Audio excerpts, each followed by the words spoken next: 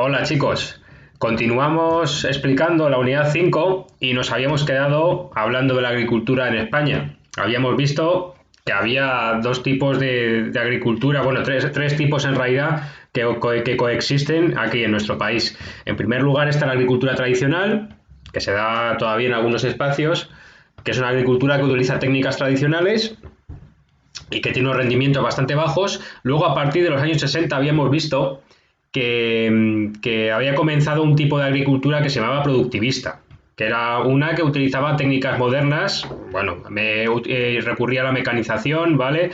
A vehículos como tractores para la cosecha, luego también introducía abonos y fertilizantes químicos para aumentar la productividad, y todo eso empezó un poco en los años 60, al mismo tiempo que había un éxodo masivo rural del campo a la ciudad. Pues comenzaron todo este tipo de cambios en el campo que luego permitieron que aumentaran bastante los rendimientos. Pero bueno, ese fue el efecto positivo, ¿no?, que tuvo la agricultura productivista, pero luego a costa, es verdad, de un deterioro del medio ambiente.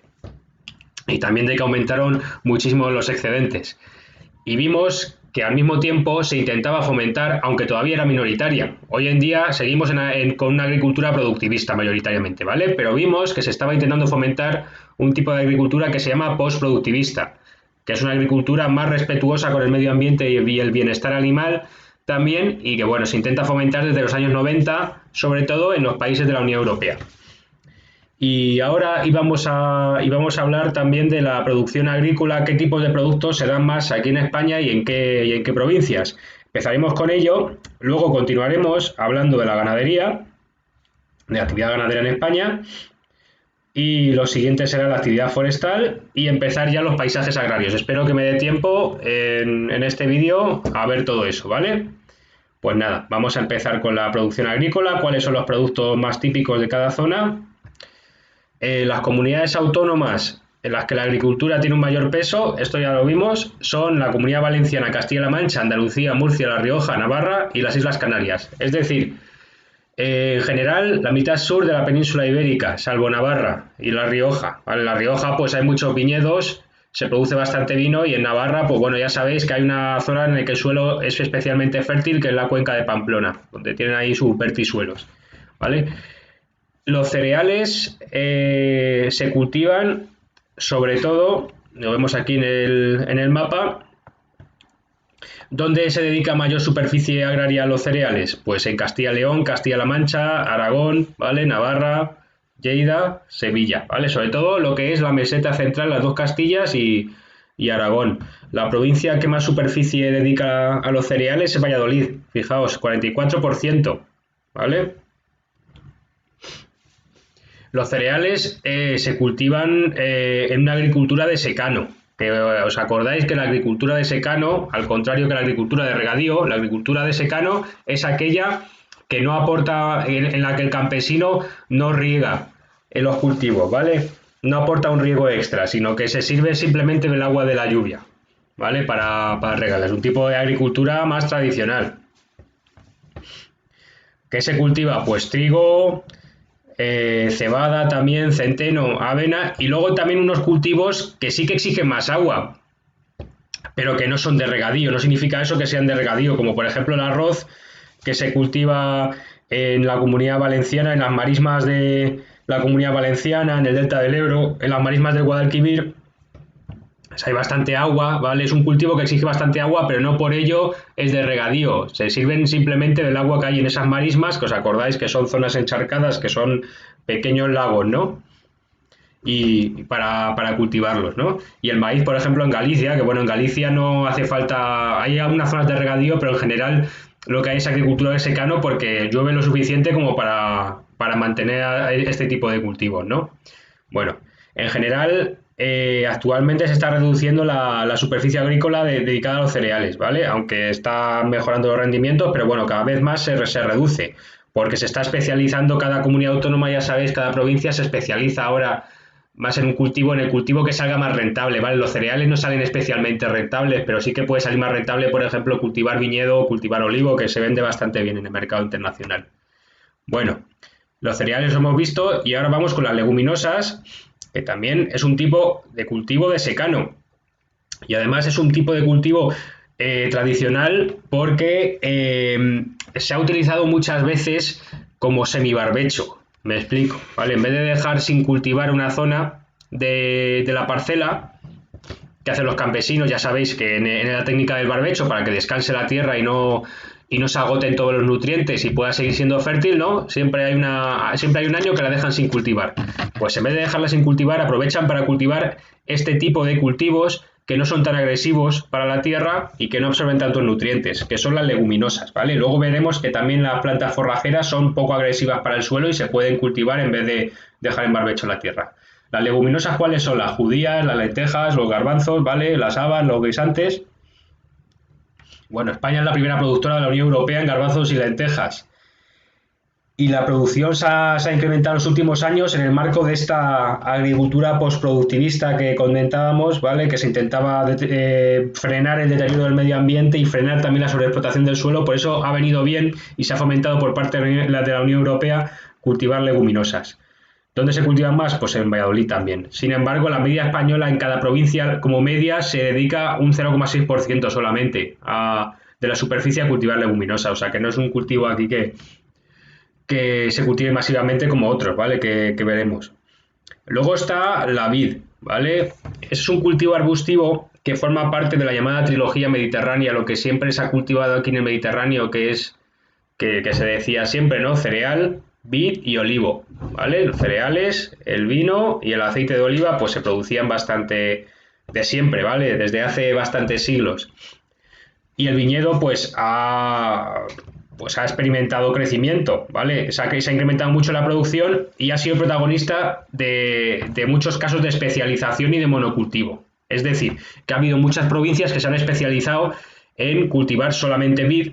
¿Por qué? Porque se le puede sacar mucha rentabilidad, se vende muy bien en el mercado internacional y se vende a buenos precios, ¿vale? Entonces a los campesinos y a cooperativas y a empresas les viene bien pues cultivar viñedo. El área productora principal es Castilla-La Mancha y La Rioja, ¿vale? Lo vemos aquí. Las provincias como media dedican un 1,9% de su superficie a cultivar vid, ¿vale? La Rioja, el 9,8% de su superficie es el máximo, ¿vale? Pero Ciudad Real, por ejemplo, el vino Valdepeñas, pues dedica bastante superficie también al vino. Luego están las Rías Bajas gallegas, aquí en la provincia de Pontevedra, que también. Bueno, y vamos con el olivo, que es otro cultivo tradicional aquí de España y además es un cultivo, bueno, es un cultivo de secano, que no lo he mencionado, la vid también es un cultivo de secano, el olivo también, es muy resistente a la sequía, se dedica principalmente al aceite de olivo, al aceite de oliva, solamente el 10% a la aceituna de mesa. ¿Dónde se cultiva sobre todo? Pues en las campiñas andaluzas, especialmente en Jaén, que Jaén, el 43,3% de su superficie se dedica a cultivar olivo. Fijaos qué bestialidad, ¿vale? El 5,1% es la media española, pues Jaén la supera por mucho, 43,3%, ¿vale? España es el primer país del mundo en superficie dedicada al olivo y en producción y exportación de aceituna y aceite de oliva, ¿vale? Es un cultivo tradicionalmente de secano, aunque se ha incorporado también riego por goteo de vez en cuando, o sea que es un cultivo también un poco de regadío. Y luego están los cultivos hortofrutícolas. Estos sí que son mayoritariamente de regadío y se dedican al consumo en fresco o a la industria conservera, ¿vale? Hortalizas, verduras, me refiero, ¿vale? Y luego también toda clase de frutas. Y España es el primer exportador de frutas y hortalizas de la Unión Europea. Y es el sector agrario que más ingresos genera, ¿vale? ¿Dónde se cultivan sobre todo? Pues en Navarra, porque hay suelos muy fértiles, ¿vale? La cuenca de Pamplona y en la depresión de Guadalquivir también, pero se cultivan también en zonas que los suelos no son especialmente fértiles, pero como incorporan regadío, incorporan técnicas como los invernaderos, ¿vale? Que crean un microclima y permiten que se mantenga el calor y la humedad para que sigan creciendo los cultivos. Se cultivan bastante en zonas que son bastante secas, como Alicante, Murcia y Almería. En Almería alcanza el 6% de la superficie dedicada a cultivos hortofrutícolas y es un sector que genera bastantes ingresos, ¿vale? Ya vimos que de todas maneras no generaba demasiado empleo. Este tipo ya nos podemos imaginar un poco, lo he mencionado también en clase, como es parecido, ¿no?, al caso del olivo. En Jaén hasta hace poco era la provincia, no sé si seguirá siendo la provincia con mayor desempleo de España. y es la que más dedica a cultivos como el olivo, y veis que bueno, que se vende bastante bien, pero no genera los suficientes puestos de trabajo. Y esto aquí pasa lo mismo, ¿vale? Bueno, o genera puestos de trabajo, pero que no son de demasiada calidad, ¿vale? Ahí que, bueno, se emplean sobre todo, muchas veces se ha empleado a inmigrantes ilegales en ello y bueno, que tienen unas condiciones de trabajo bastante pésimas en los invernaderos. Luego están los cultivos industriales, que se dedican a la transformación industrial. El girasol, por ejemplo, la remolacha, el algodón para producir ropa, el tabaco, el lúpulo. Este tipo de cultivos pues están un poco más repartidos. ¿Vale? Los vemos también tanto en la mitad norte como en la mitad sur, ¿vale? También en Sevilla alcanzan su valor máximo. Nada, y muchas veces es la propia industria la que dirige bastante esa agricultura porque proporciona las semillas, da instrucciones a los agricultores y supervisa también la producción.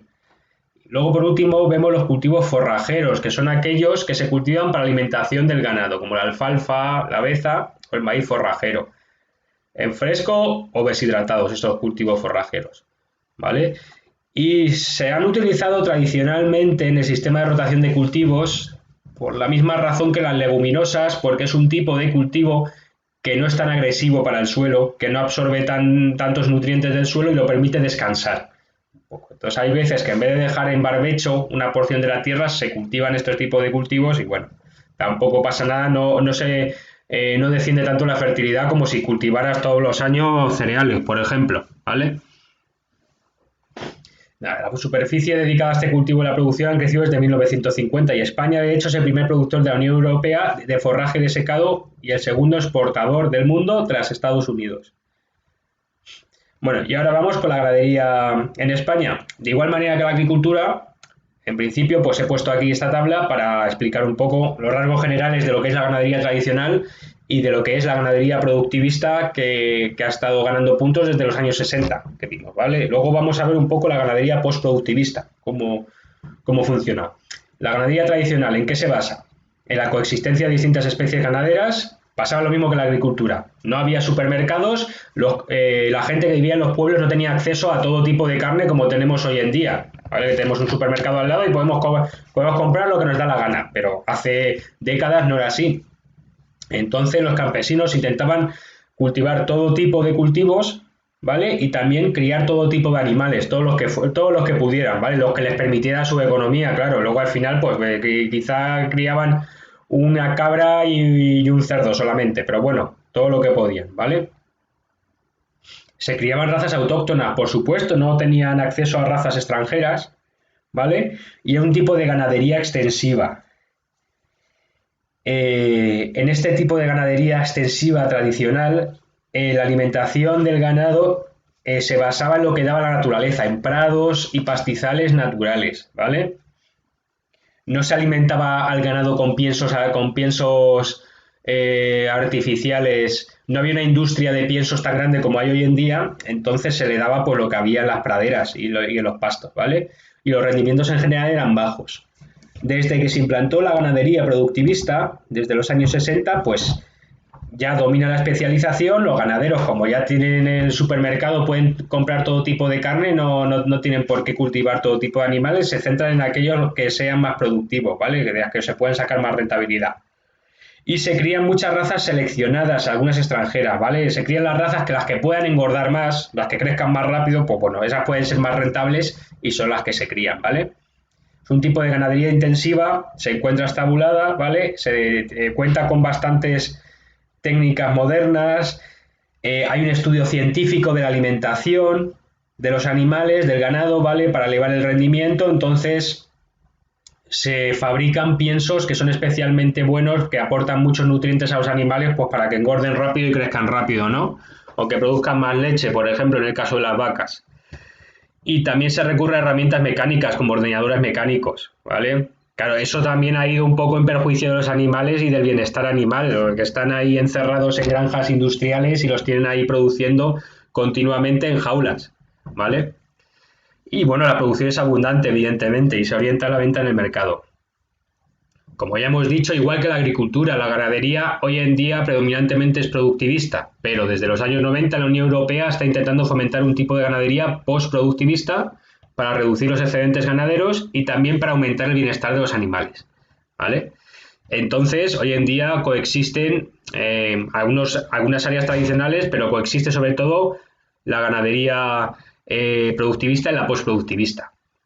Es verdad que la ganadería española tiende a especializarse y ha introducido bastantes razas extranjeras de animales, pero también se fomenta al mismo tiempo desde los años 90 que se recuperen razas autóctonas. Se han incorporado técnicas modernas como ordeñadores automáticos, que lo había mencionado, el estudio científico de alimentación del ganado, ¿vale?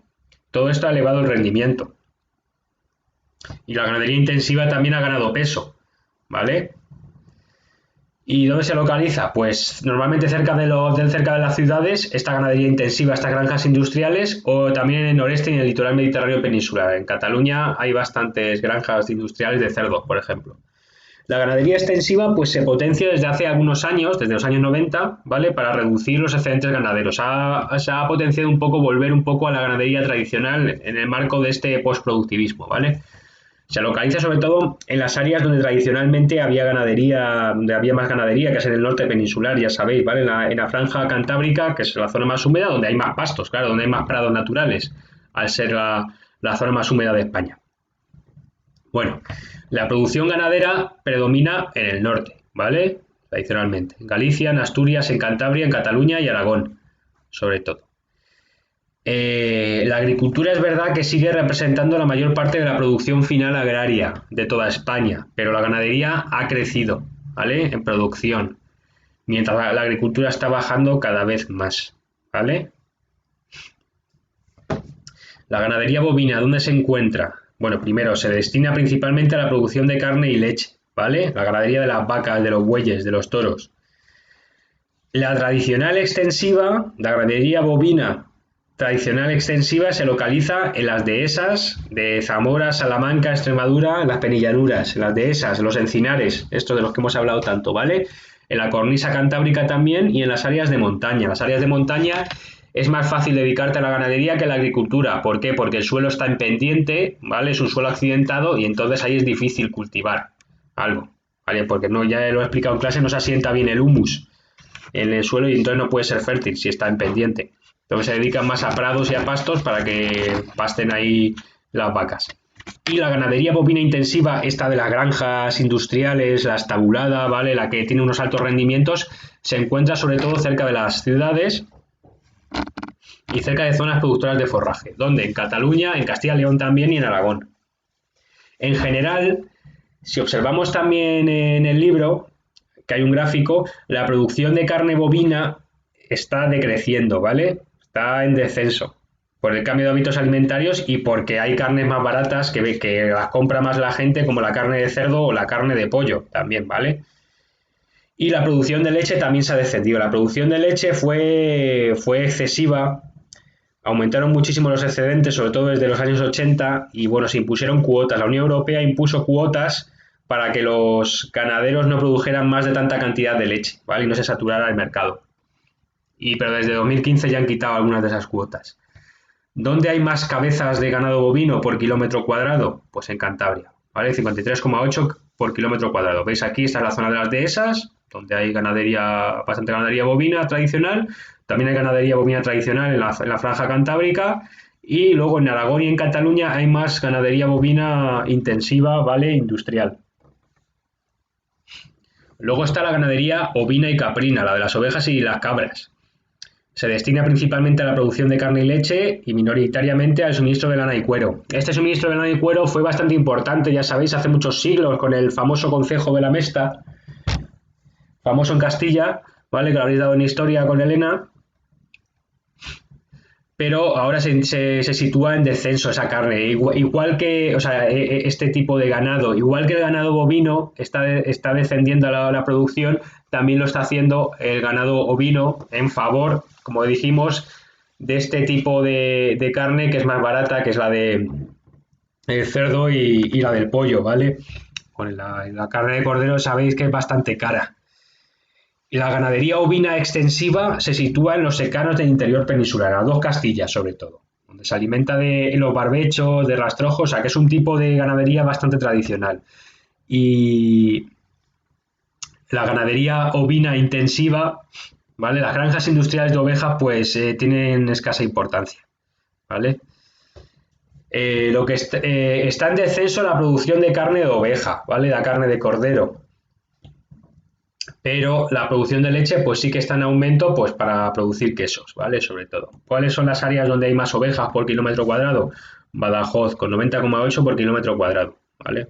Veis aquí también en las dehesas, Aragón, Navarra, Castilla-La Mancha, Murcia y Córdoba, aquí en la zona de Sierra Morena también, ¿vale? Luego está la ganadería porcina, la del cerdo. Se destina en parte al consumo en fresco, ¿vale? Para, como carne de cerdo, para comerte unos filetes, unos filetes de lomo, pero también para la producción de embutidos.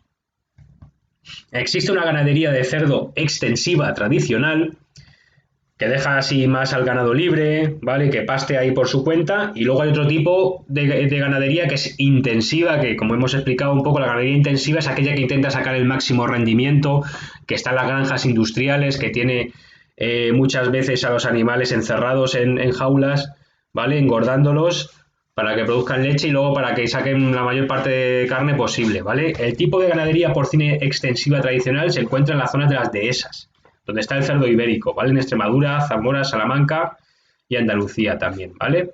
La ganadería porcina intensiva, la de las granjas industriales que estaba comentando, predomina en Cataluña y Murcia y se basa sobre todo en razas foráneas, ¿vale? Razas extranjeras, como el cerdo blanco. El cerdo blanco no es originario de España. El cerdo blanco es de otras zonas de Europa y lo han introducido en bastantes granjas porque engorda muy rápido, ¿vale? Y se puede sacar bastante provecho de él. España es el segundo productor de carne de cerdo de la Unión Europea, ¿vale? Y uno de los principales exportadores. La provincia con más cerdos por kilómetro cuadrado es Lleida, con 349,6 kilómetros por kilómetro cuadrado, cerdos, ¿vale? Más cerdos que personas, ¿vale? Como podéis imaginaros. O sea que donde se produce más es en Cataluña y luego en Murcia, donde está la fábrica del Pozo. Y luego está la ganadería avícola, la ganadería de pollo, ¿vale? Que se destina a la producción de huevos y carne. La mayoría de producción de huevos y carne de pollo procede de grandes explotaciones en el entorno de los centros de consumo. Cerca de las ciudades, pues hay granjas avícolas, ¿vale? Las dos Castillas, en Cataluña, en la Comunidad Valenciana, en Andalucía y en Galicia, es donde más. Se ha mejorado, bueno, se ha introducido un poco una normativa por parte de la Unión Europea y por parte del Gobierno de España para que se mejore un poco el bienestar de las gallinas y de los pollos, ¿vale? Cambiando las jaulas industriales por alojamientos en batería. Los alojamientos en batería son una especie de plataformas que no están divididas en jaulas y, bueno, pues pueden estar así más libremente los pollos ahí comiendo y, bueno, haciendo sus cosas de pollo, ¿no? Así un poco más libremente. España es el segundo productor de la Unión Europea, ¿vale? Aunque fijaos bien lo que ha crecido el consumo de pollo, que debe recurrir a importaciones también para terminar de satisfacer la demanda española, ¿vale? A pesar de ser el segundo productor de pollo de la Unión Europea. ¿Dónde hay más pollos por kilómetro cuadrado? Guadalajara, con 477,1 por kilómetro cuadrado. Pero como veis están bastante repartidas las granjas avícolas, ¿vale? Y luego, por último, está la actividad forestal, que, bueno, es aquella actividad que se dedica a la conservación de los bosques y también a la extracción de ciertos recursos de los bosques, principalmente madera, por supuesto, ¿vale? De los árboles. La madera que sirve para la construcción, para el mobiliario, ¿vale? Para la construcción de viviendas me refiero, para los muebles, para la producción de papel también, de corcho, de biomasa, de carbón también, de carbón vegetal. Y las áreas madereras principales son, evidentemente, Galicia y Asturias, donde hay bosques más densos, ¿vale? ¿Y sin embargo, qué tipo de árboles se utilizan? Sobre todo el pino y el eucalipto, que crecen rápidamente y entonces se les puede sacar una mayor rentabilidad económica, ¿no? Más que los árboles tradicionales de esa zona, que no son el pino y el eucalipto, que esos son repoblaciones, sino que son el roble, el haya, esos árboles caducifolios. Las comunidades autónomas con mayor porcentaje de superficie forestal son el País Vasco, es decir, más del 50% de su superficie es bosque, Cataluña y Galicia también, ¿vale?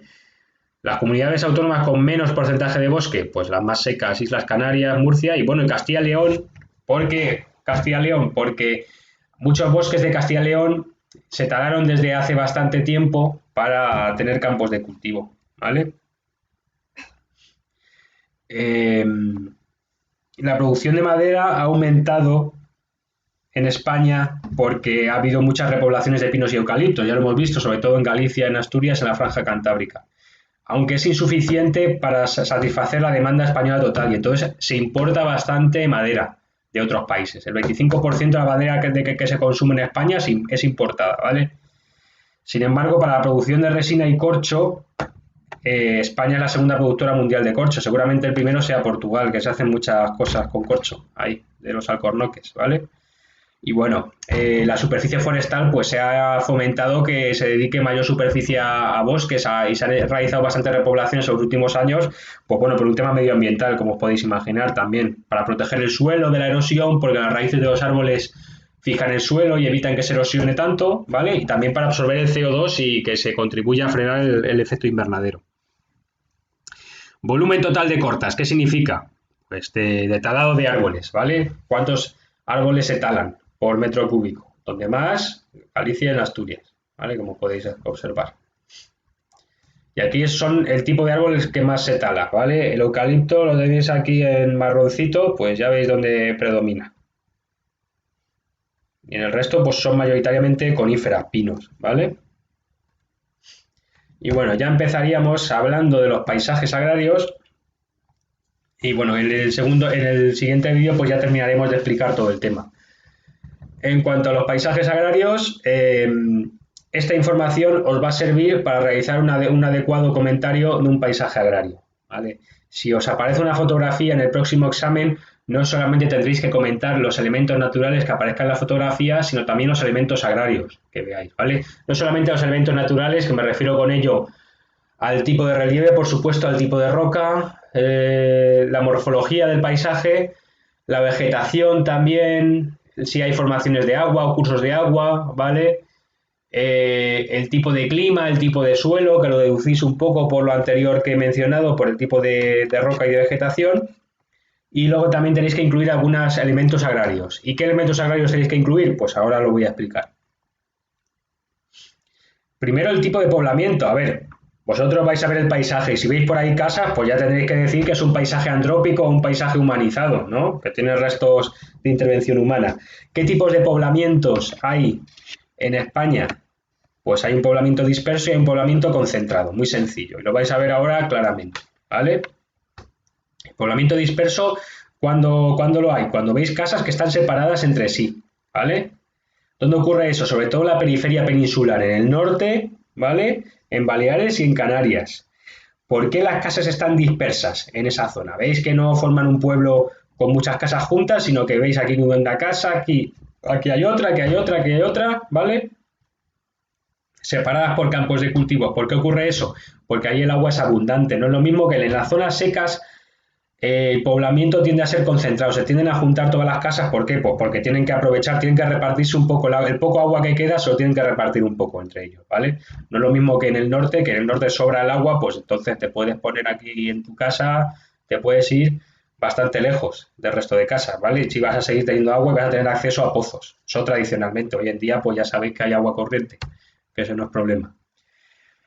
Está el tipo de poblamiento que es disperso absoluto, que todas las casas están aisladas unas de otras y que es excepcional y se dedica y se sitúa sobre todo en zonas de montaña, la cordillera cantábrica y los Pirineos, sobre todo en el norte, ¿vale? Y luego hay un tipo de poblamiento que es disperso laxo, que no es tan disperso, que lo que hay aislado son agrupaciones de casas, ¿vale? No tanto casas sueltas, sino agrupaciones de casas, ¿vale? Fijaos, esto es en Tenerife. En la zona de medianías, en la zona húmeda, por supuesto, porque ya hemos dicho que el poblamiento disperso existe donde hay abundancia de agua.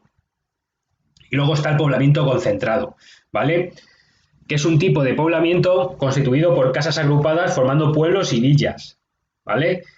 En este caso no es igual que en el poblamiento disperso. En el poblamiento disperso está la casa con su campo de cultivo, otra casa con su campo de cultivo, ¿vale? O su campo de prados para que paste su ganado, ¿vale?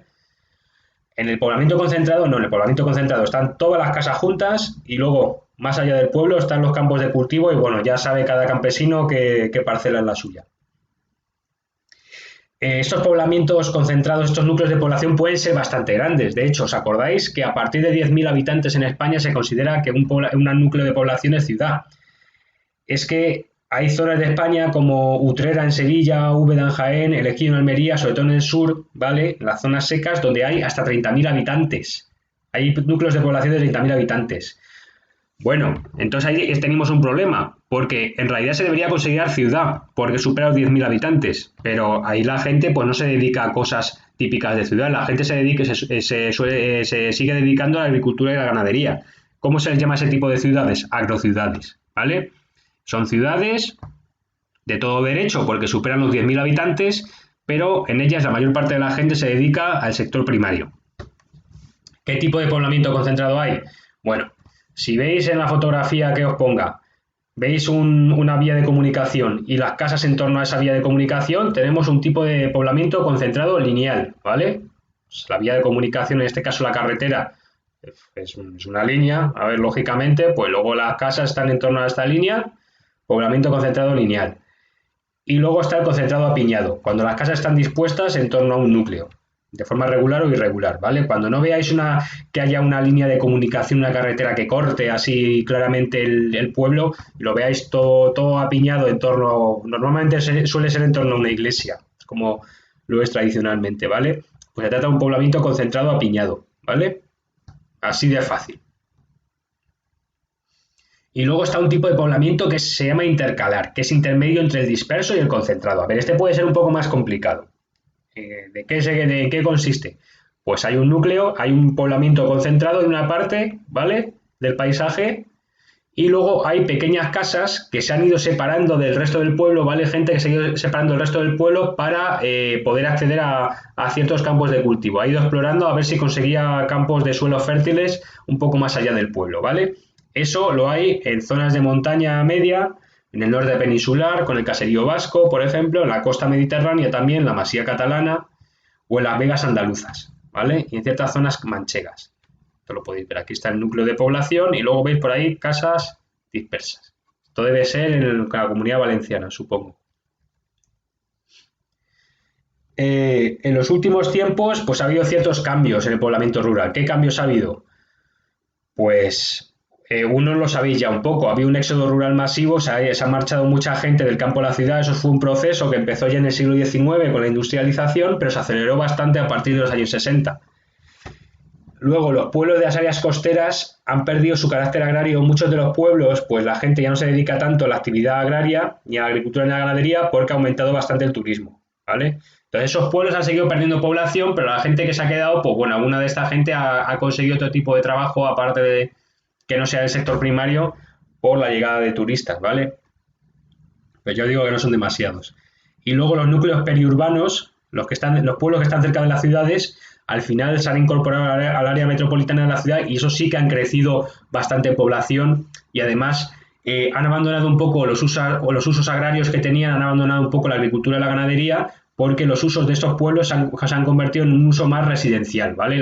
Mucha gente en la ciudad se ha construido chalés ahí y se ha ido a vivir allí o para usos recreativos también. ¿Eso dónde ha ocurrido? Pues muy fácil. En algunas ciudades que tenemos alrededor de Madrid, por ejemplo, que antes eran pueblos pequeños y han crecido bastante en población, muchísimo, ¿vale? Alcorcón, Móstoles, Getafe, Leganés, todos esos eran pueblos, pero eran pueblos que eran periurbanos, que estaban cerca de Madrid y según Madrid crecía mucho en población, ellos crecieron también en población, ¿vale?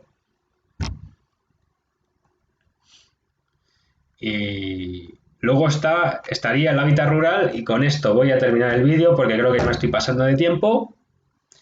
¿Qué comprende el hábitat rural? Pues el tipo de viviendas agrarias tradicionales. A ver, vosotros, si observáis en un paisaje agrario que os ponga una fotografía de un paisaje agrario, veis que hay casas tradicionales, pues ahí sí que tendríais que hablar de esto, del tipo de hábitat rural, ¿vale? Luego, por supuesto, que hay casas también, bueno, que eso también lo tendríais que mencionar, ¿vale? Os podéis encontrar también casas modernas, que son muy parecidas, bueno, si a los chalés, ¿vale? Casas de ladrillo, casas así de piedra modernas, pues bueno, esto no serían tradicionales en este caso, ¿vale? Bueno, lo mencionáis también. Pero bueno, si os encontráis con casas de piedra, de madera o de barro, pues bueno, lo tenéis que comentar. Las casas de piedra, ¿dónde están sobre todo? Pues donde haya más piedra, donde haya más rocas, ¿vale? ¿A dónde hay rocas más duras? Pues en las zonas de montaña, especialmente en el norte, en Baleares también y en Canarias. Ese tipo de casas pueden estar construidas con piedras irregulares o con piedras regulares, más o menos del mismo tamaño, ¿vale? Sin cemento o unidas con barro o cal.